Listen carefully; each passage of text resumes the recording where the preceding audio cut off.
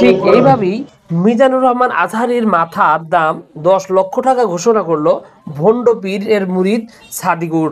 সাম্প্রতিক সময়ে এই কথিত পীর মাওলানা মিজানুর রহমান আজহারীর এক বক্তব্যের জেরে এই ঘোষণা দেন বলে জানায়।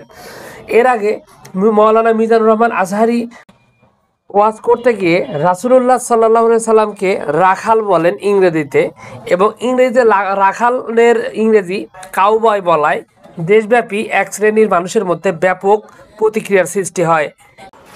প্রকাশ্যে দেশের বরেণ্য একজন জনপ্রিয় আলেমের মাথা এইভাবে কর্তন করা বা তাকে হত্যা করার জন্য দেশের মানুষকে এইভাবে প্রকাশ্যে উস্কানি দেওয়ায় দেশের ধর্মপ্রাণ মুসল্লিদের মধ্যে ব্যাপক প্রতিক্রিয়ার সৃষ্টি হয়েছে। কথিত এই ধর্মীয় আলেম তথা পীর পূজারীকে কঠোর শাস্তি দেওয়ার জন্য এবং গ্রেফতার করার জন্য জোর দাবি উঠেছে সোশ্যাল মিডিয়ায়।